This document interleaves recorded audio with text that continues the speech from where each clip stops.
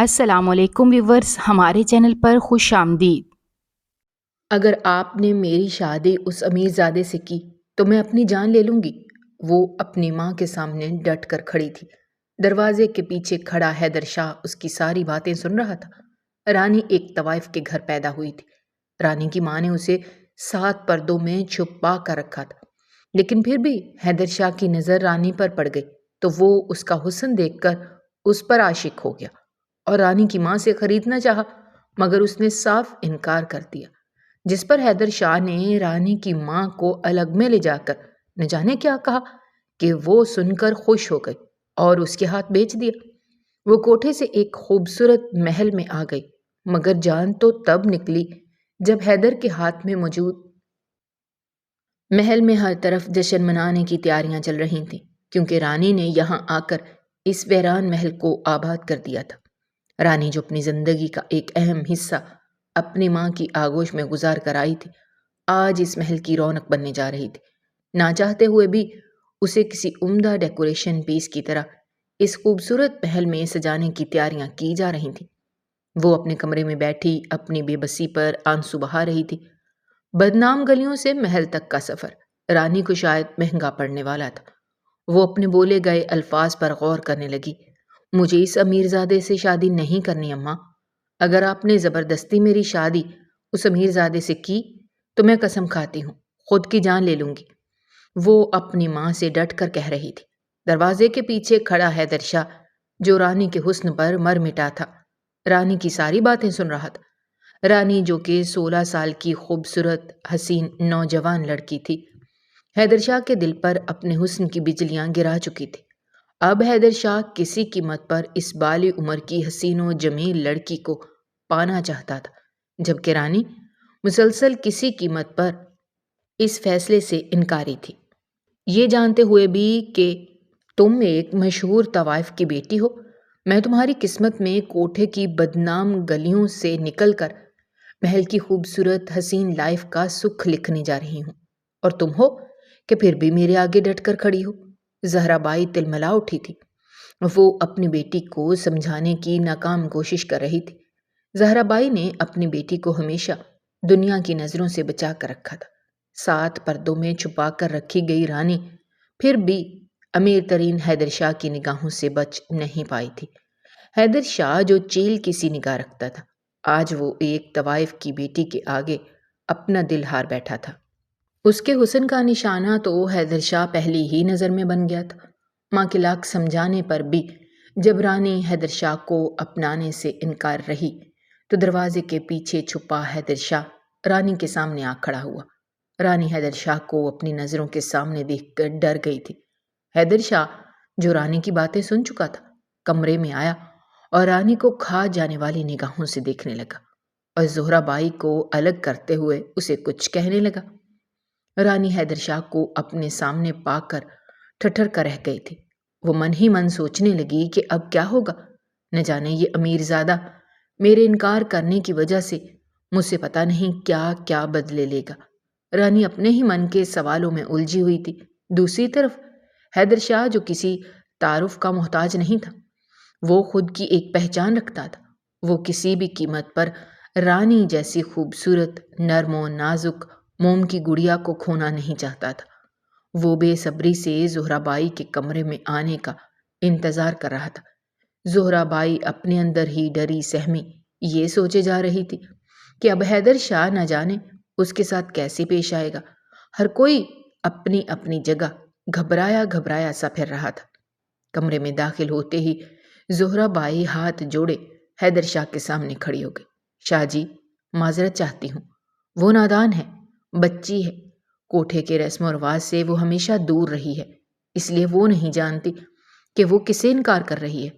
Zahra by جانتی تھی کہ اگر حیدر شاہ کو غصہ آ گیا تو وہ اس کوٹھے کی اینٹ سے اینٹ بجا دے گا۔ حیدر شاہ منہ پھیرے اپنی پشت پر ہاتھ باندھے زہرا بائی کی ساری باتیں خاموشی سے سن رہا تھا۔ تبھی اچانک زہرا بائی کی جانب دیکھتے ہوئے حیدر شاہ کہنے لگا، سارا شہر جانتا ہے زہرا بائی کہ حیدر شاہ کو انکار سننے کی عادت نہیں ہے۔ وہ یہ کہتے ہوئے زہرا بائی سے کہنے لگا، زہرا بائی، تم اچھی طرح سے جانتی ہو کہ ہمارے باپ دادا کے زمانے سے اس کوٹھے اور تمہارے ساتھ ایک گہرا رشتہ ہے۔ ہم جیسے امیر باپ کی بگڑی اولاد کی وجہ سے ہمیشہ تمہارے کوٹھے کی رونق برقرار رہی ہے۔ اگر ہم جیسے امیر بگڑے رئیس زادے تمہارے کوٹھے کی سیڑھیاں چڑھنا چھوڑ دیں تو ذرا سوچو، تم جیسی طوائفوں کا تو روزی کا ذریعہ ہی بند ہو جائے گا۔ حیدر شاہ انتہائی غصے میں رانی کے منہ سے نکلے ہر الفاظ پر زہرا کو باتیں سنا رہا تھا۔ زہرا بھائی، آج تک کہاں چھپا کر رکھا تھا تم نے یہ کوہ نور کا ہیرا؟ اچانک سے حیدر شاہ نرمی والے لہجے میں زہرا بائی سے سوال کرنے لگا تھا۔ بس سرکار، میں نہیں چاہتی تھی کہ میں اپنی بیٹی کو وہی زندگی دوں جو میں گزارتی چلی آ رہی ہوں، اس لیے میں نے ہمیشہ اسے اپنے آنچل کے پردے میں چھپا کر رکھا۔ لیکن آپ بھی کمال کی نظر رکھتے ہیں شاہ جی، جو 7 پردوں سے بھی میری رانی کو ڈھونڈنے میں کامیاب ہو گئے۔ اپنی بیٹی کے حسن کی کیا قیمت لوگی زہرا بائی؟ حیدر شاہ نے تیزی کے ساتھ پلٹتے ہوئے زہرا بائی سے ایک ایسا سوال کیا جس نے زہرا بائی کی روح تک کو ہلا کر رکھ دیا تھا۔ میں یہ کیا میں لگا رکھی ہے؟ میں نے کوئی مشکل سوال تو نہیں کیا تم سے؟ یہ کہتے ہوئے حیدر شاہ کمرے میں ٹہلنے لگا۔ کچھ دیر جواب نہ ملنے کے بعد وہ تھوڑا طیش میں آتے ہوئے کہنے لگا، میں تمہارے جواب کا منتظر ہوں زہرا بھائی۔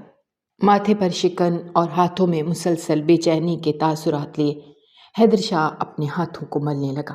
زہرا بائی، مجھے جواب چاہیے، لڑکھڑاتی ہوئی آواز میں زہرا بائی نے حیدر شاہ سے کہا۔ شاہ جی، میری جان بھی آپ پر قربان، مگر کیا زہرا بائی؟ تم اچھی طرح سے واقف ہو کہ حیدر شاہ ولد براق شاہ کو انکار سننے کی عادت نہیں، اور اس بات سے بھی تم خوباش نہ ہو کہ انکار کرنے والوں کی سزا ہماری ڈکشنری میں کیا ہوتی ہے۔ نرم پڑ جانے والا لہجہ ایک دم سے پھر میں طیش میں آ گیا تھا۔ زہرا بائی، جو ابھی تک گہری سوچ میں تھی، وہ اپنی اکلوتی اور جان سے پیاری بیٹی کے لیے فیصلہ نہیں کر پا رہی تھی۔ تبھی حیدر شاہ نے اس کی مشکل آسان کرنے کا سوچتے ہوئے اس سے کہا۔ حیدر شاہ ہاتھ پر بندھی بیش قیمتی گھڑی کی طرف نظر ڈالتے ہوئے زہرا بائی کے قریب آیا۔ آج تک میں نے اپنا اتنا قیمتی وقت کسی کو نہیں دیا۔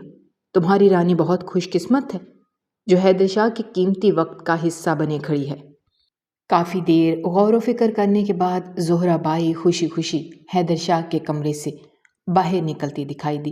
کم سن خوبصورت نوجوان لڑکی رانی، جس کی خوبصورتی کے قصیدے حیدر شاہ سن چکا تھا، وہ اپنی ماں کے چہرے پر تسلی اور خوشی دیکھ کر اس بات کا اندازہ نہیں لگا پائی تھی کہ آخر اماں کے ہاتھ ایسا کون سا خزانہ لگ گیا ہے جو اماں کے چہرے سے خوشی صاف جھلکتی دکھائی دے رہی تھی۔ حیدر شاہ نے نہ جانے زہرا بائی سے ایسا کیا کہا تھا جسے سننے کے بعد زہرا بائی نے خوشی خوشی رانی کو حیدر شاہ کے ہاتھوں بیچ دیا اور خوشی خوشی رانی کو حیدر شاہ کے ساتھ رخصت کر دیا۔ رانی صرف نام کی رانی نہیں تھی، حقیقت میں رانی کو سچ میں حیدر شاہ نے رانی کا درجہ دے دیا تھا۔ آج وہ حیدر شاہ کے خوبصورت محل کی اکلوتی حقدار بنی ہوئی تھی۔ جان تو تب نکلی جب رانی نے حیدر شاہ کے ہاتھوں میں کچھ ایسا دیکھا جس میں سچ میں رانی کی زندگی کو پلٹ کر ہی رکھ دیا تھا۔ گھنگروں اور طبلے کی آواز نے کوٹھے کی رونق کو بڑھا دیا تھا۔ وہی کوٹھا جو شہر کے بیچوں بیچ سنسان سڑک کو آباد کیے ہوئے تھا، اس کوٹھے کی رونق میں اضافہ کرنے والا براق شاہ تھا۔ زہرا بائی، جو اس کوٹھے کی مشہور طوائف تھی، آج اپنا رقص دکھانے کے لیے سج سنور رہی تھی۔ براق شاہ، امیر ترین شخصیت، لمبی کار سے باہر نکلتے ہی لال حویلی کے سامنے پورے پروٹوکول کے ساتھ کھڑا تھا۔ اس کے استقبال کے لیے ہر کوئی شاہ جی کرنے لگا تھا۔ زہرا بائی براق شاہ کے لیے تیار ہو کر حویلی کی مخصوص بیٹھک میں آ کر بیٹھی تھی۔ زہرا بائی کے چہرے کی رنگت زرد پڑنے لگی تھی۔ بیٹھک میں بیٹھے ہر اس شخص نے اس بات کو محسوس کیا تھا جو زہرا بائی کا رقص دیکھنے کے لیے آیا تھا۔ بہت ہی جلدی یہ بات حویلی کے کرتا دھرتا ستارہ آپا تک پہنچ چکی تھی۔ ستارہ آپا، جو کہ اماں سائیں کے نام سے جانی جاتی تھی، جو لڑکیوں کو کوٹھے کے لیے تیار کرتی اور کوٹھے کی باغ ڈور کو چلانے والی تھی۔ زہرا بائی کے بارے میں یہ سب سن کر وہ پریشان ہونے لگی تھی۔ ارے اس کے ایک رقص کے لیے لوگوں نے اپنے لاکھوں روپے جمع کروائے ہیں۔ اگر زہرا کا آج رقص نہ ہوا، محفل نہ سجی، تو میرا بہت نقصان ہو جائے گا۔ روپے پیسے کے معاملے میں ستارہ آپا بہت زیادہ خود غرض تھی۔ رقص کا آغاز کیا گیا اور زہرا بائی نہ چاہتے ہوئے بھی سب کے سامنے اپنے رقص کے کرشمے پیش کرنے لگی۔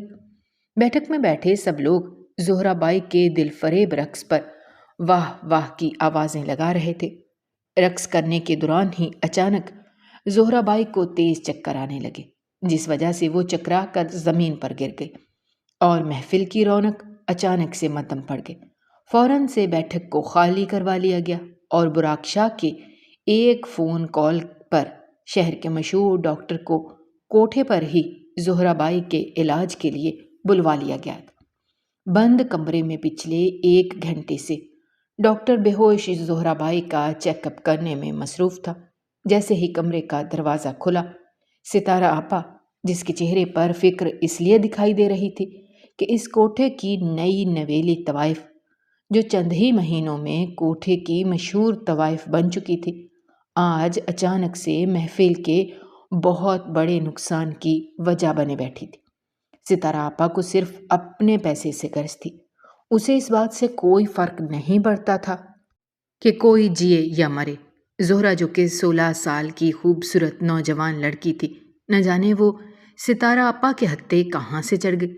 شکل و صورت سے تو زہرا بائی کسی اونچے اور پڑھے لکھے خاندان کی لگتی تھی، لیکن قسمت نے اسے کوٹھے پر لا بٹھایا تھا۔ آج براق شاہ زہرا بائی کے منہ سے اس کی دکھ بری داستان سننے کے لیے بیٹھا تھا۔ براق شاہ دل کا بہت اچھا تھا۔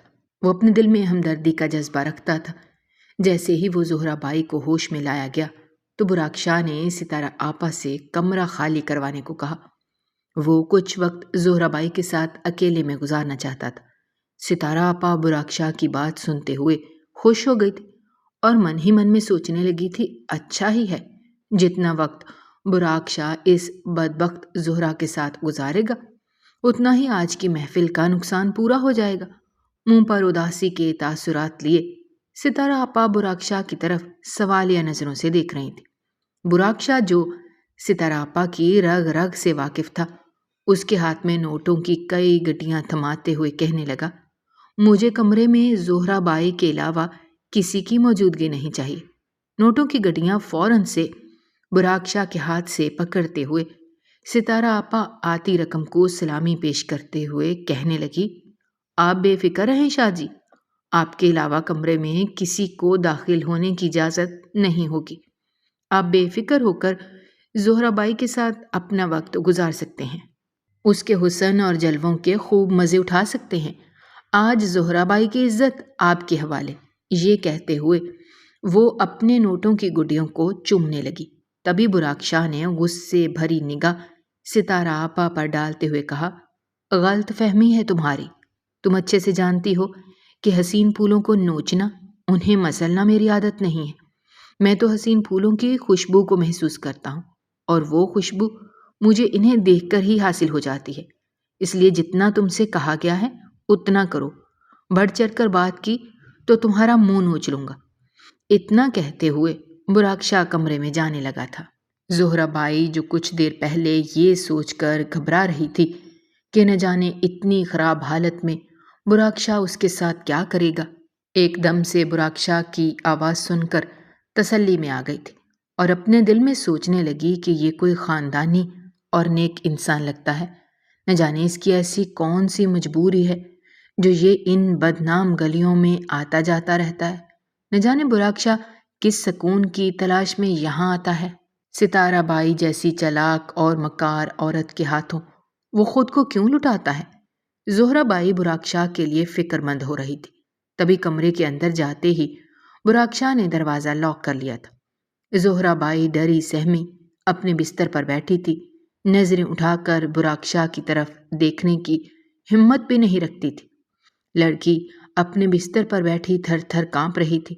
براق شاہ بیڈ کے سامنے رکھے صوفے پر جا کر بیٹھ گیا اور مسلسل زہرا بائی کی طرف دیکھنے لگا۔ کچھ وقت تک کمرے میں خاموشی رہی۔ آخر کار براق شاہ نے اس خاموشی کو توڑتے ہوئے زہرا بائی کو مخاطب کیا۔ کیا نام ہے تمہارا؟ گھبراتے ہوئے کپ کپاتی آواز میں وہ کہنے لگی، میرا نام زہرا بائی ہے۔ نہیں نہیں، اس کوٹھے کی پہچان نہیں پوچھ رہا تم سے، یہ نام تو تمہیں اس کوٹھے سے ملا ہے۔ حقیقت میں تمہارا کیا نام ہے؟ براکشا کی بات سن کر زہرا بائی دنگ رہ گئی۔ آج سے پہلے اس سے کسی نے ایسا سوال نہیں کیا تھا۔ یہ پہلا شخص تھا جو نظروں سے سیدھا زہرا بائی کے دل کو چھو گیا تھا۔ نظریں اٹھاتے ہوئے براکشا کی آنکھوں میں آنکھیں ڈالتے زہرا بائی نے کہا، میرا نام تو وہی ہے جو دنیا نے مجھے دے دیا ہے۔ میری پہچان اب یہ کوٹھا ہی ہے، اس سے زیادہ میں اپنے بارے میں کچھ نہیں جانتی۔ براکشا کے چہرے پر ہلکی سی مسکراہٹ آئی اور وہ اپنی جگہ سے اٹھ کھڑا ہوا۔ اس کو ایسے ایک دم سے اٹھتا دیکھ کر زہرا کی جان ہی نکل گئی تھی۔ تبھی وہ اس کے قریب گیا۔ گھبراؤ مت، میں تمہیں پریشان کرنے کا کوئی مقصد نہیں ہے، میں صرف تمہاری کہانی جاننا چاہتا ہوں، کیونکہ ڈاکٹر کے مطابق اس وقت تم جس حالت میں ہو، میرے خیال سے تمہیں اس حالت میں نہیں ہونا چاہیے تھا۔ زہرا بائی براکشا کی بات سن کر ڈر سی گئی، آنکھوں میں آنسو لیے کہنے لگی، کیا بتاؤں میں آپ کو شاہ جی؟ اس کی زبان سے نکلے چند الفاظ براکشا کی روح تک کو ہلا گئے تھے۔ وہ اتنے خوبصورت انداز سے شاہ جی کہہ کر پکار رہی تھی کہ براکشا کا دل بسیج کر رہ گیا۔ گھبراؤ مت، تم بے فکر ہو کر مجھے اپنی کہانی بتا سکتی ہو سکتا ہے میں تمہارے کسی کام آ سکوں۔ تبھی آنکھوں میں قید آنسو زہرا نے آزاد کر دیے تھے اور وہ آزادی کا مزہ لیتے ہوئے اس کی رخسار تک آ پہنچے تھے۔ لگاتار اس کی آنکھوں سے آنسو بہہ رہے تھے۔ زہرا بائی براکشا کی طرف دیکھتے ہوئے کہنے لگی، میرا نام سویرا تھا، میں بہاولپور گاؤں کی رہنے والی ہوں۔ اماں ابا بچپن سے ہی ایک کار ایکسیڈنٹ میں وفات پا گئے تھے۔ میری نانی نے مجھے پال پوس کر بڑا کیا اور مجھے پڑھایا لکھایا۔ میری نانی اور ماموں مجھ پر جان نچھاور کرتے تھے۔ میں میٹرک میں تھی جب میرے ماموں نے میرا نکاح اپنے سالے سے طے کر دیا۔ ظہیر دیکھنے میں بہت نیک اور شریف اور خوبصورت لڑکا تھا۔ شادی کے کچھ ماہ بعد ہی میری نانی اور ماموں کا بھی انتقال ہو گیا۔ اب میرے پاس سوائے ظہیر کے اور کوئی رشتہ باقی نہیں بچا تھا۔ مامی تو شروع سے ہی مجھ سے نفرت کرتی تھی۔ وہ اکثر اپنے بھائی سے کہہ کر میرے ساتھ کوئی نہ کوئی زیادتی کرواتی رہتی تھی۔ میری محبت اور خلوص کا صلہ ظہیر نے مجھے میری قسمت میں یہ کوٹھا لکھ کر دیا۔ وہ جوئے میں نہ جانے کتنی رقم ہار چکا تھا۔ قرضدار اس کی جان کے دشمن بنے بیٹھے تھے۔ اپنی جان بچانے کے لیے اس نے اپنی حاملہ بیوی کو اس کوٹھے کی رونق بنا دیا اور ہمیشہ کے لیے یہاں سے چلا گیا، پلٹ کر کبھی واپس نہیں دیکھا۔ اپنے دکھ بری داستان سناتے ہوئے زہرا بائی پھوٹ پھوٹ کر رونے لگی تھی۔ اسی اثنا میں روتے ہوئے اس نے براکشا کے کندھے پر سر رکھ دیا۔ آنسوؤں سے براکشا کا قیمتی کوٹ کچھ بھیگ چکا تھا۔ جیسے ہی زہرا بائی تھوڑا سنبھلی، براکشا کا کوٹ دیکھ کر خوفزدہ ہونے لگی، ہاتھ جوڑ کر اس سے معافی مانگنے لگی۔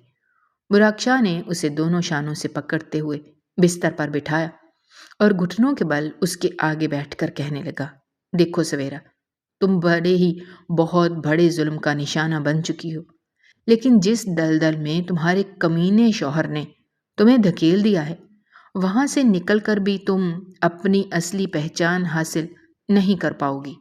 کوٹھے کے نام کا ٹھپا جب کسی خاندانی لڑکی کے ساتھ جڑ جاتا ہے تو اچھی خاصی لڑکی ایک طوائف کی شکل میں دیکھی جانے لگتی ہے، پھر چاہے وہ ان بدنام گلیوں سے نکل کر ہی کیوں نہ جائے، رہتی وہ ہمیشہ ایک طوائف ہی ہے۔ تمہاری حالت ایسی نہیں ہے کہ تم اس کوٹھے پر رہ کر ستارہ آپا جیسی کمزف عورت کے لیے کمائی کا ذریعہ بنو۔ مجھے تم سے کسی بات کی کوئی لالچ نہیں ہے، میں صرف اس ننھی سی جان کی خاطر تم سے ہمدردی رکھتا ہوں جو اس وقت تمہارے وجود میں تمہارے ساتھ پل رہی ہے۔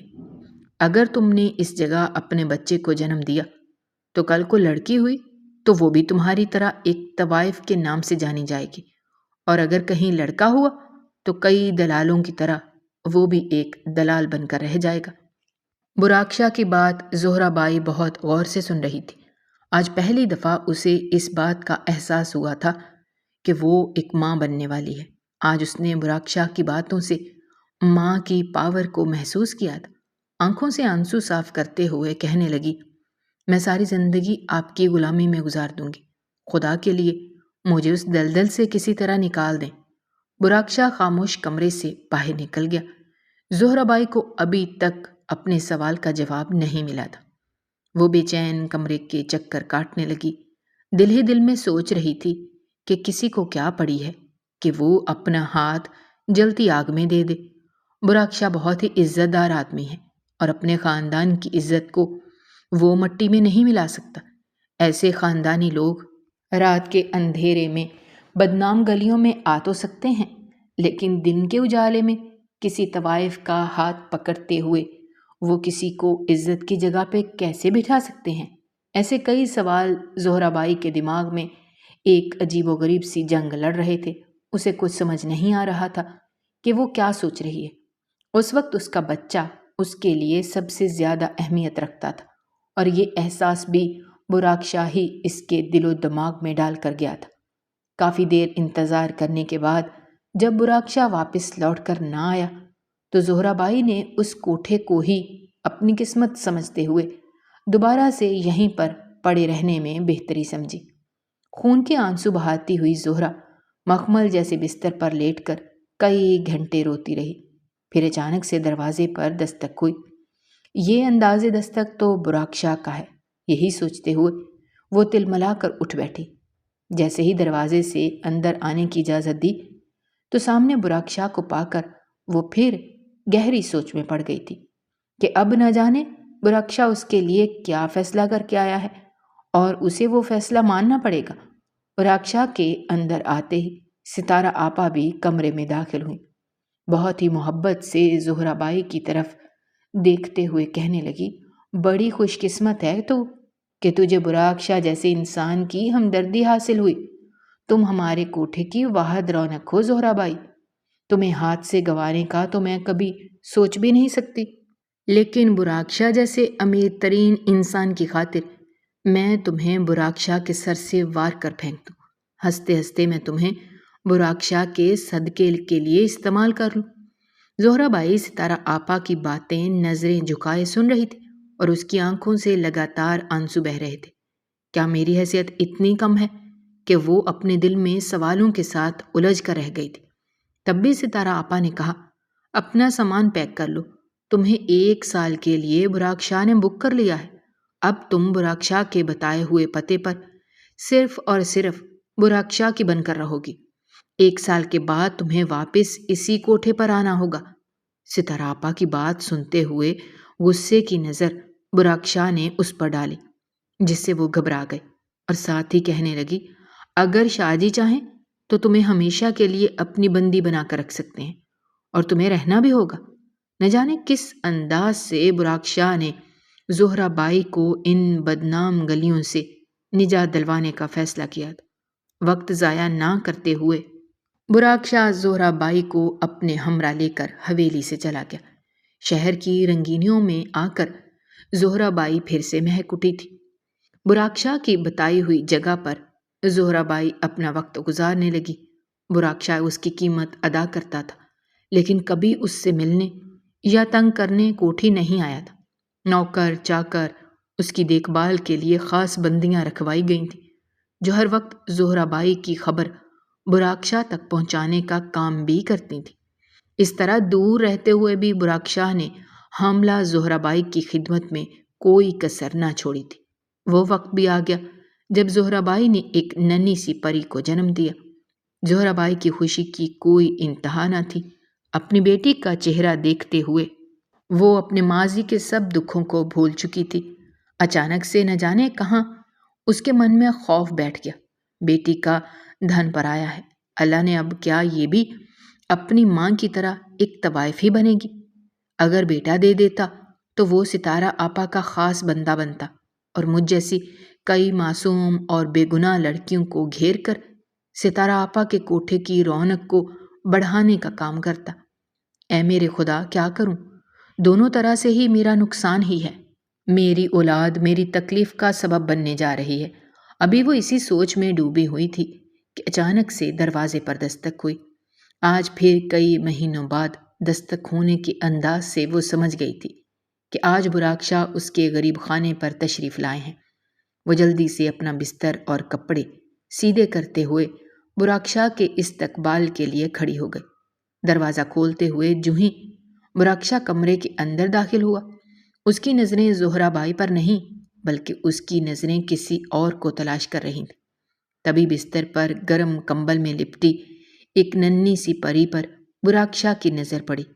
براق شاہ مسکراتے ہوئے ٹھنڈی سی آہ بھرنے لگا۔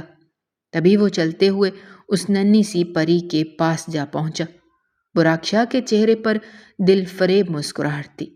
اس نے بستر پر لیٹی اس بچی کو اپنے ہاتھوں میں اٹھاتے ہوئے کہا، سویرا بیٹی، تو تم نے محل کی رانیوں جیسی پیدا کی ہے۔ کچھ پل کے لیے براق شاہ کو کوئی جواب نہیں ملا تھا۔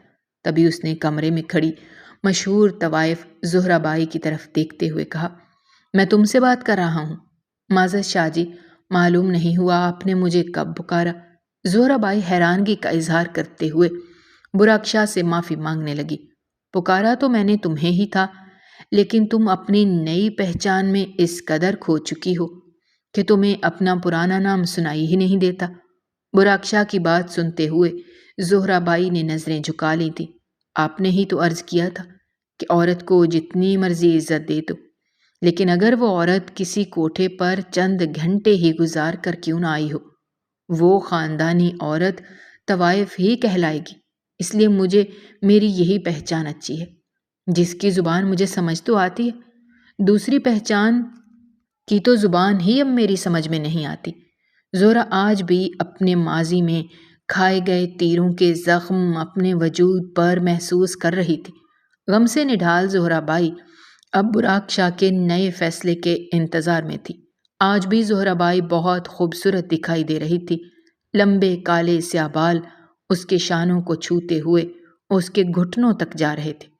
براق شاہ زہرہ بائی سے پوچھنے لگا، کیا تم واپس کوٹھے پر جانے کی خواہش مند ہو؟ یہ کیا سوال تھا؟ زہرہ بائی براق شاہ کی بات سن کر حیران ہونے لگی تھی۔ تبھی براق شاہ نے کہا، دیکھو زہرہ، چاہے تم کچھ بھی کر لو، تمہیں کوٹھے پر واپس تو جانا ہی پڑے گا، لیکن میری یہ خواہش ہے کہ تم رانی بٹیا کو ان تمام معاملات سے دور رکھو۔ اس کی پرورش ایسے کرو جیسے ایک خاندانی لڑکی کی پرورش کی جاتی ہے۔ اسے کبھی اس بات کا پتہ نہ چلے کہ تمہارا کام کاروبار کیا رہا ہے۔ اتنا کہتے ہوئے براق شاہ زہرہ بائی کے کمرے سے جانے لگا۔ تبھی زہرہ بائی نے آواز دیتے ہوئے براق شاہ کو روکنے کے لیے کہا، شاہ جی۔ آج پھر زہرہ بائی کا محبت بھرا لہجہ براق شاہ کے دل پر وار کر رہا تھا۔ ایسا معلوم ہوتا تھا کہ براق شاہ زہرہ بائی کی محبت میں گرفتار ہو چکا تھا۔ نہ جانے ایسی کیا مجبوری تھی جو براق شاہ زہرہ بائی کو اپنانے سے، اس کے سامنے اپنی محبت عیاں کرنے سے ڈرتا تھا، یا شاید وہ دن کے اجالے میں کسی ایسی لڑکی سے رشتہ قائم نہیں کرنا چاہتا تھا جس کے نام کے ساتھ بدنامی جیسے الفاظ کا استعمال کیا گیا ہو۔ براق شاہ شادی شدہ ہونے کے ساتھ ساتھ ایک خوبصورت لڑکے کا باپ بھی تھا۔ شاید یہی وجہ تھی کہ وہ زہرہ بائی کو پسند تو کرتا تھا، لیکن اپنانے سے گھبراتا تھا۔ وقت ایسے ہی گزرتا گیا۔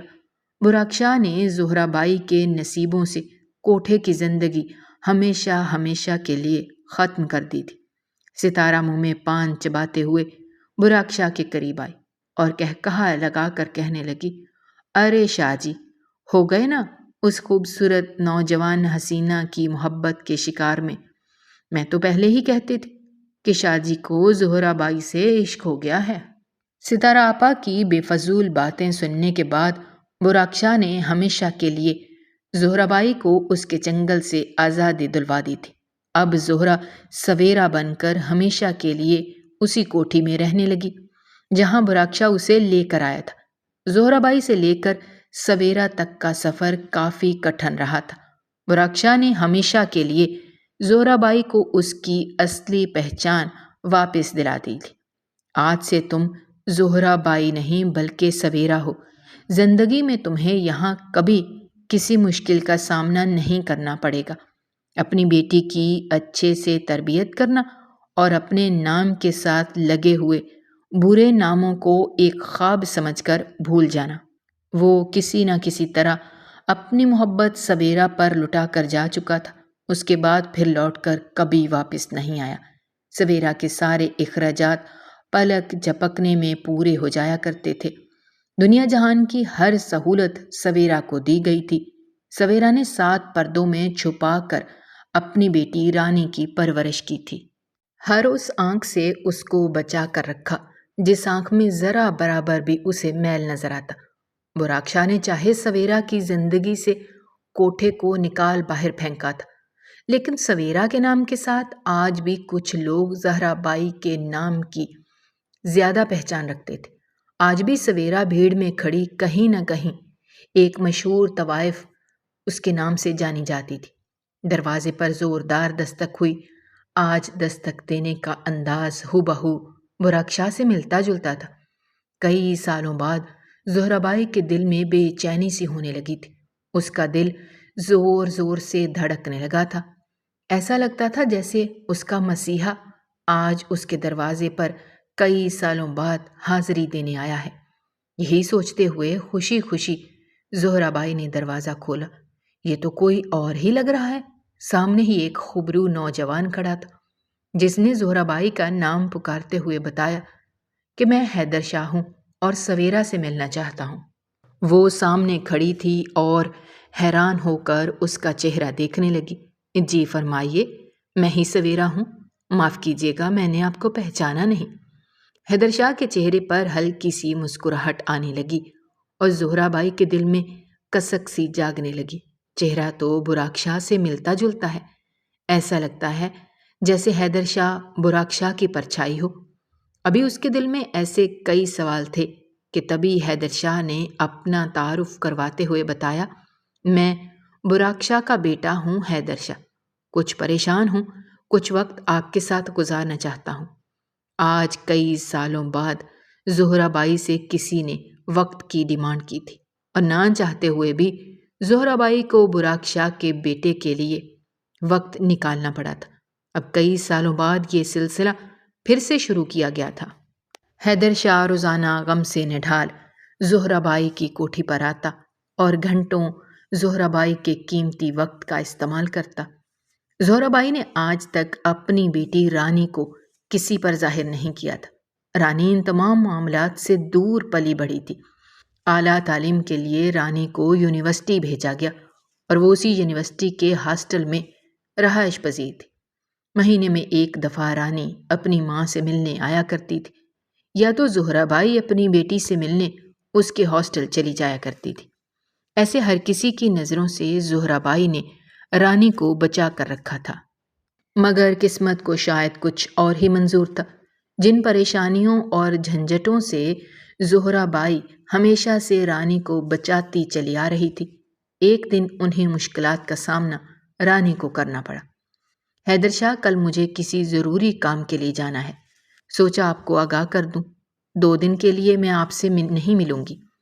حیدر شاہ جو کہ صرف ایک خاص مقصد کے تحت آیا کرتا تھا اور کچھ دیر کے لیے اپنا وقت زہرا بائی کی کوٹھی میں گزار کر تسکین محسوس کرتا تھا، 2 دن اب وہ کیا کرتا؟ لاکھ سمجھانے پر بھی حیدر شاہ اگلے دن پھر کوٹھی پر آ پہنچا۔ یہ سب کچھ اس کے باپ کا ہی تو دیا ہوا تھا۔ زہرا بائی چاہتی بھی تو اسے روک نہیں سکتی تھی۔ ارے یہ کیا، شاہ جی آج پھر آ گئے ہیں اور گھر میں رانی بھی اپنی چھٹیاں گزارنے کے لیے آئی ہوئی ہے، اب میں کیا کروں؟ زہرا بائی اپنی بیٹی کے بارے میں سوچتے ہوئے پریشان ہونے لگی تھی۔ وہ نہیں چاہتی تھی کہ اس کی اصلیت اس کی بیٹی کے اوپر ظاہر ہو۔ اپنے آنچل میں چھپانے کے باوجود بھی آج حیدر شاہ کی نظر رانی پر پڑ گئی اور حیدر شاہ پہلی ہی نظر میں رانی کو دیکھتے ہوئے اس کی محبت میں گرفتار ہو گیا۔ حیدر شاہ کو دیکھتے ہی رانی کے ساتھ عشق ہو گیا تھا۔ اب وہ کسی بھی قیمت پر رانی کو پانا چاہتا تھا۔ وہ زہرا بائی سے کہنے لگا، یہ کوہ نور کا ہیرا کہاں چھپا کر رکھا تھا؟ میں نے تو سن رکھا تھا کہ تمہاری ایک بیٹی ہے، لیکن اس قدر خوبصورت اور حسین ہے، اس بات کا اندازہ نہیں تھا۔ حیدر شاہ اپنی آنکھوں میں محبت کی چمک لیے زہرہ بائی سے رانی کے بارے میں ذکر کر رہا تھا۔ رانی کی تعلیم مکمل ہونے والی تھی۔ 2 دن اپنی ماں کے پاس گزار کر وہ ان سب باتوں سے بے خبر واپس یونیورسٹی جا چکی تھی۔ اب حیدر شاہ روزانہ کوٹھی پر آتا تو ضرور، لیکن زہرہ بائی کی بیٹی رانی کو دیکھنے کے لیے اسے بے صبری سے رانی کی واپسی کا انتظار تھا۔ حیدر شاہ کے لاکھ پوچھنے پر بھی جب زہرہ بائی نے رانی کے بارے میں کچھ نہ بتایا تو حیدر شاہ نے اپنی خواہش کا اظہار کرتے ہوئے کہا، دیکھو زہرہ بائی، میرے ابا کے بہت سے احسانات ہیں تمہارے اوپر، اور میں احسانوں کو جتا نہیں رہا، بلکہ تمہیں یہ بتانے اور سمجھانے کی کوشش کر رہا ہوں کہ مجھے تم سے یا رانی سے کسی قسم کی کوئی لالچ نہیں ہے۔ میں رانی سے محبت کرتا ہوں اور اسے خریدنا چاہتا ہوں۔ بتاؤ کیا قیمت لوگی تم اپنی بیٹی کی؟ حیدر شاہ کی بات سن کر زہرہ بائی تلملا اٹھی تھی۔ اتنے سالوں تک اس نے رانی کو ہر بری نظر سے بچا کر رکھا تھا، وہ اب کیسے اپنی بیٹی بیچ دیتی؟ زہرہ بائی نے بیٹی دینے سے صاف انکار کر دیا۔ حیدر شاہ زہرہ بائی کے ساتھ کسی قسم کی زبردستی نہیں کرنا چاہتا تھا، اسی لیے وہ زہرہ بائی کی رضامندی کا انتظار کرنے لگا۔ زہرہ بائی جو حیدر شاہ کے باپ کے احسان تلے دبی ہوئی تھی، کسی بھی طرح سکون محسوس نہیں کر رہی تھی۔ حیدر شاہ کو انکار کر کے وہ رانی کی تعلیم مکمل ہونے کا انتظار کر رہی تھی۔ جیسے ہی رانی نے اپنی یونیورسٹی میں تعلیم کو خیر آباد کہا تو زہرہ بائی اسے ہمیشہ کے لیے اپنے پاس لے آئی۔ اب حیدر شاہ کا آنا جانا وہ رانی سے مزید چھپا نہیں سکتی تھی۔ رانی کے کئی سوالوں کا جواب زہرہ بائی کے پاس نہیں تھا۔ حیدر شاہ روز رانی کا دیدار کرنے کے لیے آتا اور خاموش کچھ وقت کوٹھی میں بتا کر چلا جاتا۔ دن بدن حیدر شاہ کا زہرہ بائی کے گھر آنا جانا رانی کو کچھ کھٹکنے لگا تھا۔ وہ گاہے بگاہے اپنی ماں سے حیدر شاہ کو لے کر سوال جواب کرتی نظر آنے لگی۔ زہرہ بائی کسی بھی صورت رانی پر اپنا ماضی عیان نہیں کرنا چاہتی تھی، لیکن وہ جانتی تھی کہ رانی کو اگر اس کے سوالوں کا جواب نہ ملا تو وہ ان سوالوں کا جواب تلاش کرنے کے لیے گھر سے باہر کا راستہ چنے گی، جو کہ زہرہ بائی کبھی بھی نہیں چاہتی تھی۔ یہی سوچتے ہوئے زہرہ بائی نے رانی سے حیدر شاہ کے لیے رشتے کی پیشکش کی۔ نہ جانے کیوں رانی کو حیدر شاہ ایک مغرور اور بگڑا امیرزادہ لگتا تھا۔ وہ ہمیشہ حیدر شاہ کو نفرت کی نگاہ سے دیکھتی۔ رانی نے کبھی حیدر شاہ کو غور سے دیکھا ہی نہیں تھا۔ جب اس کی ماں نے حیدر شاہ کے لیے شادی کی بات کی تو رانی اپنی ماں کی بات سنتے ہی تلملا اٹھی تھی۔ مجھے ایسے گھمنڈی اور بگڑے امیرزادے سے شادی نہیں کرنی، رانی نے اپنی ماں کو صاف انکار کر دیا، جو بات زہرہ بائی سے برداشت نہیں ہو رہی تھی۔ وہ چاہتی تھی کہ رانی کسی ایسے ہاتھوں میں جائے جہاں اس کی زندگی محفوظ رہے۔ اپنے ماضی کی وجہ سے زہرہ بائی اتنا تو جانتی تھی کہ رانی کی شادی کسی بھی اچھے خاندان میں نہیں ہو سکتی۔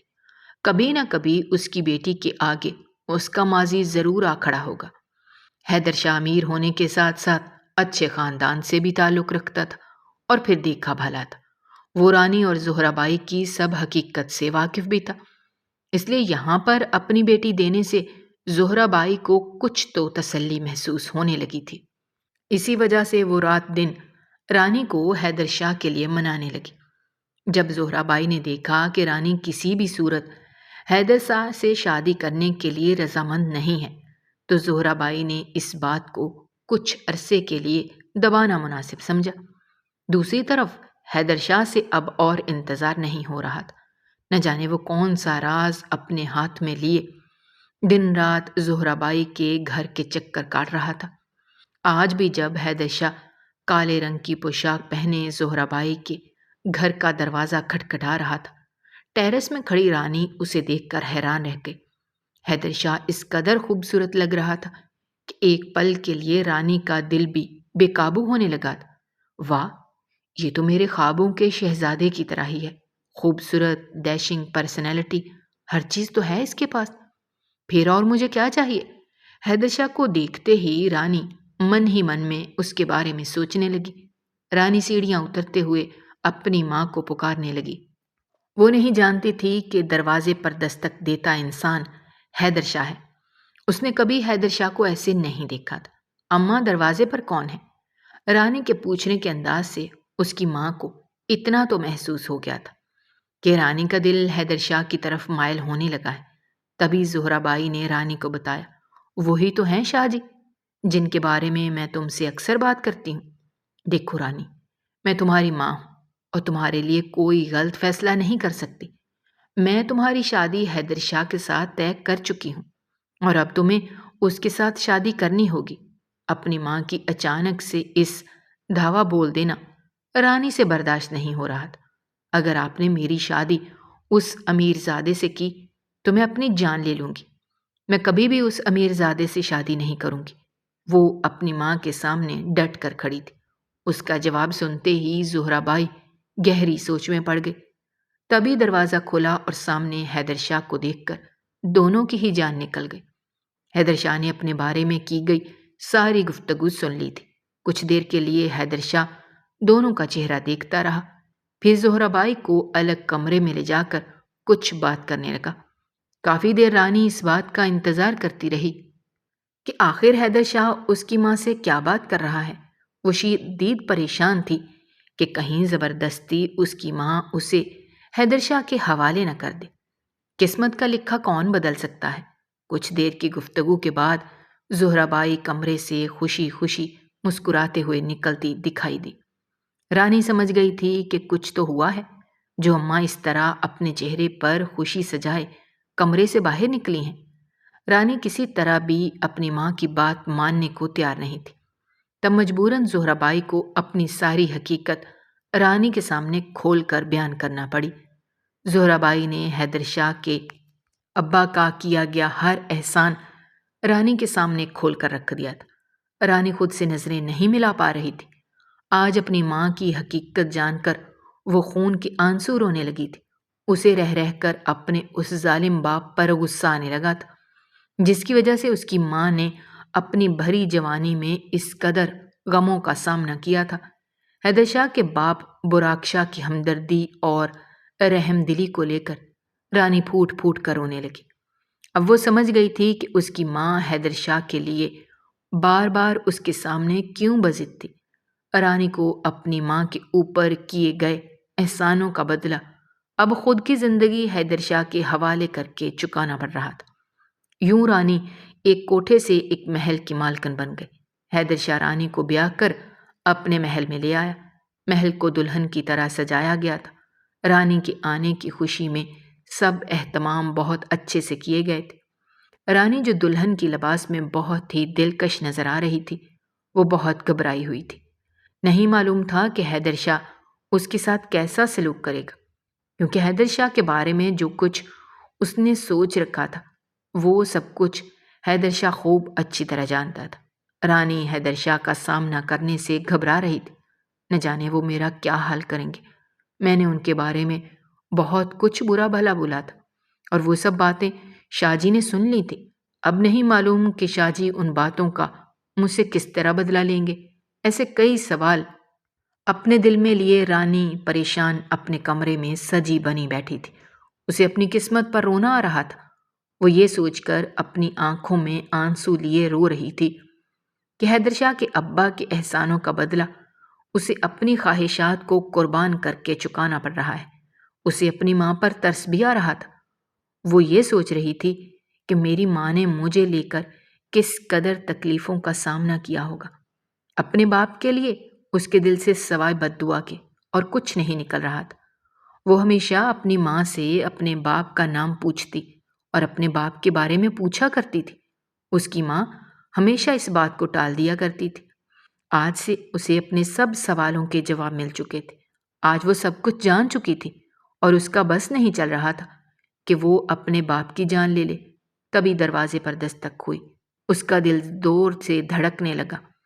رانی خود کو سمیٹتے ہوئے بیڈ کے ایک کونے میں بیٹھ گئی۔ آنے والا وقت اس کے لیے کیا لے کر آ رہا ہے، اس کے بارے میں وہ کچھ نہیں جانتی تھی۔ تبھی اجازت لیتے ہوئے حیدر شاہ نے کمرے میں قدم رکھا۔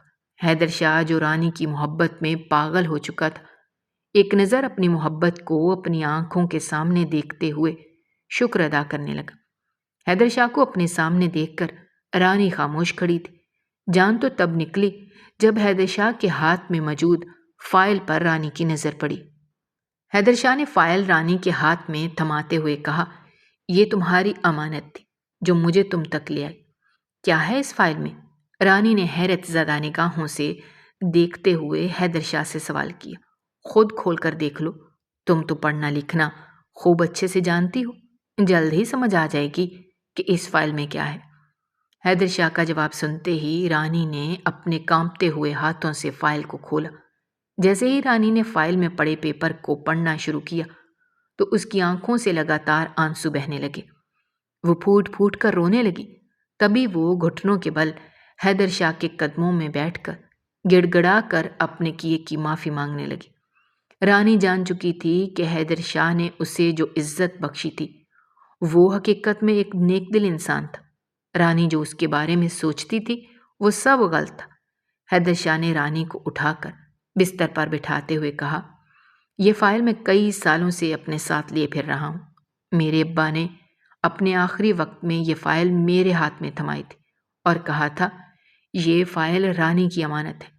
میں نے تو تمہارے گھر آنا جانا صرف تمہاری امانت تم تک پہنچانے کے لیے کیا تھا۔ یہ ساری جائیداد، یہ محل سب ابا نے تمہارے نام لکھ دیا تھا۔ ابا کو دکھ اس بات کا تھا کہ ابا تمہاری اماں کو بہت چاہتے تھے، انہیں دنیا جہان کی ہر سہولت دی، لیکن زہرا بائی کو کبھی اپنا نام نہیں دے پائے تھے کیونکہ ابا دنیا سے ڈرتے تھے۔ بدنام گلیوں میں آنا جانا تو عام تھا، لیکن ایسی عورت کو ابا نے عزت تو دے دی تھی مگر اپنا نام نہیں دے پائے تھے۔ شاید یہ ابا کے بس میں نہیں تھا۔ میں نے تبھی ٹان لی تھی کہ میں اپنے باپ کی ادھوری نیکی کو ایک دن ضرور پورا کروں گا۔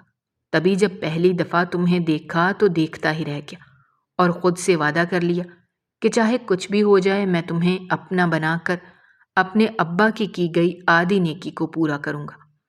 حیدر شاہ کی بات سنتے ہوئے رانی بہت روئی۔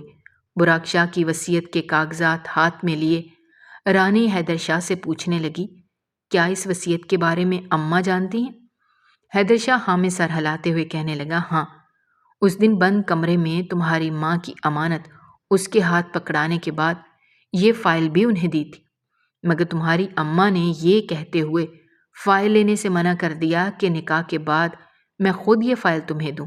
یہ سنتے ہوئے رانی نے اپنے کیے کی معافی مانگی اور حیدر شاہ کو دل سے قبول کر لیا۔ دنیا میں ایسے لوگ بھی ہوتے ہیں۔ براق شاہ نے زہرا بائی کو کوٹھے کی زندگی سے نجات دلوائی، اس کی ہر سہولت کا خیال رکھا، ہر ضرورت پوری کی۔ یہ سب براق شاہ نے زہرا بائی کے عشق میں مبتلا ہو کر کیا تھا، مگر ایک آخری نیکی کرنے سے ڈرتا رہا، اسے اپنا نہیں پایا، دنیا کے ڈر سے۔ براق شاہ نے اپنی محبت کی قربانی دی، کبھی زہرا بائی کے سامنے اپنی محبت کو بیان نہیں کیا اور کبھی اسے اپنا نام نہیں دے پایا، اور اس بات کا دکھ براق شاہ کو مرتے دم تک رہا۔ تبھی جاتے جاتے وہ رانی کو اپنے بیٹے کے لیے چنتے ہوئے نصیحت کر گیا کہ اس کے ادھورے کام کو حیدر شاہ پورا کرے۔ حیدر شاہ نے رانی کو اپنی بیوی ہونے کا اعزاز بخشا اور زہرا بائی کے نام کو ہمیشہ کے لیے سویرا کے نام سے بدل دیا۔ آج سویرا اپنے داماد حیدر شاہ اور بیٹی رانی کے ساتھ عزت بھری زندگی گزار رہی ہے۔ وہ چاہ کر بھی کبھی اپنے ماضی کو یاد نہیں کرتی۔ براق شاہ کی محبت کو آج بھی سویرا محسوس کرتی ہے اور من ہی من میں سوچتی ہے کہ باپ نے زہرا بائی سے سویرا تک کے سفر کا آغاز کیا اور بیٹے نے سویرا سے رانی تک کے سفر کو آج مکمل کر کے دنیا میں ایک مثال قائم کرتی۔ جب جب رانی اپنی ماں کو دیکھتی ہے تو خود پر فخر کرتی ہے کہ سویرا اس کی ماں ہے۔ اس طرح ماضی کی تلخ حقیقت کو بھول کر سب ایک ساتھ ہنسی خوشی زندگی گزارنے لگے۔ اگر آپ کو ہماری کہانیاں پسند آ رہی ہیں تو ہمارے چینل کو سبسکرائب کیجیے، ویڈیوز پر کمنٹ کیجیے اور شیئر کیجیے۔ شکریہ۔